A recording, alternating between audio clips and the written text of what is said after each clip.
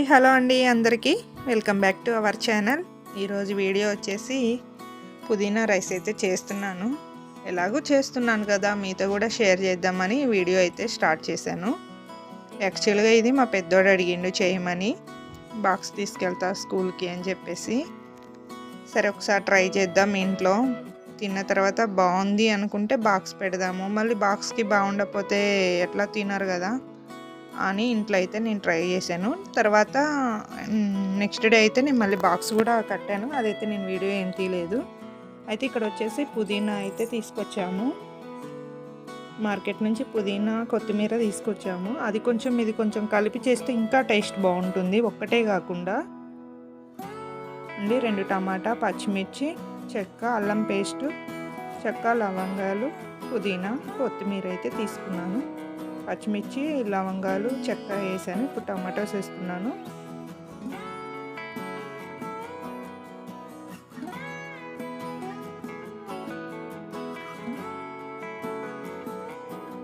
అల్లం పేస్ట్ అని టేస్ట్ మాత్రం చాలా బాగా వచ్చింది.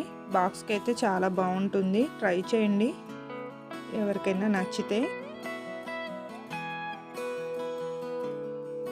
బాక్స్లో కినుక ఎలా ఉంటుందో అని చెప్పి నేను ఫస్ట్ అయితే ఇంట్లో ట్రై చేశాను, ఎందుకంటే మళ్ళీ చల్లారిపోతుంది కదా బాక్స్ పెడితే, మరి అందుకని ఇంట్లో ఒకసారి ట్రై చేసి బాక్స్ పెడదాం అనేసి ఇంట్లో అయితే నేను చేశాను. చాలా బాగా వచ్చింది.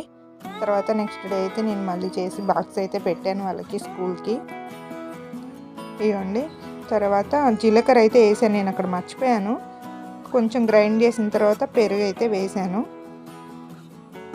జీలకర్ర పెరుగు యాడ్ చేశాను. ఇంక ఇట్లా ఫైన్ పేస్ట్ లాగా అయితే గ్రైండ్ చేసుకోవాలి.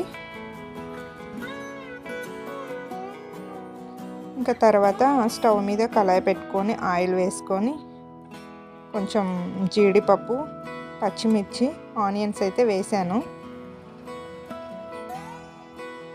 అవి కొంచెం వేగిన తర్వాత ఇంకా కొంచెం బిర్యానీ మసాలా ఉంటుంది కదా, బగారా మసాలా, అదైతే వేసాను. లైట్గా సరిపోతుందిలేండి, లేకపోతే మళ్ళీ కొంచెం స్పైస్ ఎక్కువ అవుతుంది. ఎందుకంటే ఆల్రెడీ మనం పచ్చిమిర్చి వేసాం కదా పేస్టు, అందుకని. ఇంకా అవి కొంచెం మంచిగా వేగిన తర్వాత ఇంకా మనం గ్రైండ్ చేసి పెట్టుకున్న పేస్ట్ అయితే పుదీనా వేసేయాలి. తర్వాత దీంట్లోకి లైట్గా సాల్ట్, మనం గ్రైండ్ చేసుకునేటప్పుడు కూడా కొంచెం సాల్ట్ యాడ్ చేసుకోవచ్చు. నేను అక్కడ యాడ్ చేయలేదు, ఇక్కడ యాడ్ చేస్తున్నాను. కొంచెం ఇదేమో హోమ్ మేడ్ మసాలా ఉంటుంది కదా, అది ధనియాలు, లవంగాలు, చెక్క అన్నీ కలిపి మసాలా పట్టాను, అది వేసాను. కొంచెం పచ్చివాసన పోయే వరకు బాగా వేగనివ్వాలి. బాగా వేగితే ఫ్లేవర్ అనేది వస్తుంది. ఇవ్వండి, ఆయిల్ అట్లా సపరేట్ అవ్వాలి మనకి. తర్వాత ఇవ్వండి రైస్ అయితే అలా పొడి పొడిగా ఇక్కడ వీడియోలో చూపించే విధంగా అయితే వండుకోవాలి. మెత్తగా ఉంటే బాగుండదు. అన్నం వేడివేడిగా చేయటం కంటే అన్నం చల్లార్చుకున్న తర్వాత చేస్తే బాగా వస్తుంది. ఎప్పుడైనా రైస్ ఐటమ్స్ వేడిగా చేస్తే ముద్దలాగా అవుతుంది. ఇక్కడ అన్నం పూర్తిగా చల్లారింది, నేను ముందే రైస్ పెట్టేశాను. చల్లారాక ఇదైతే స్టార్ట్ చేశాను. బాగా మిక్స్ చేసుకోవాలి మొత్తం. కొంచెం రైస్లో కూడా సాల్ట్ యాడ్ చేయాలి.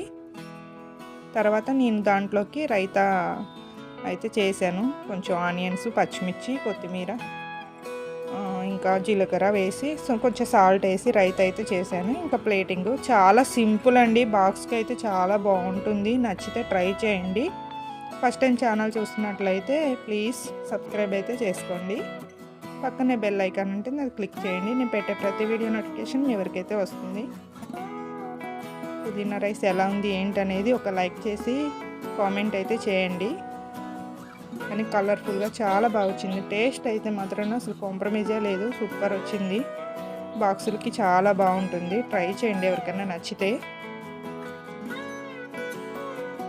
పిల్లలకు కూడా స్కూల్లో తినడానికి బాగుంటుంది. ఇంకా రైతా కూడా బాగుంది, ఇది ఉత్తి తిన్నా బాగుంది, రైతాతో అయితే ఇంకా బాగుంది.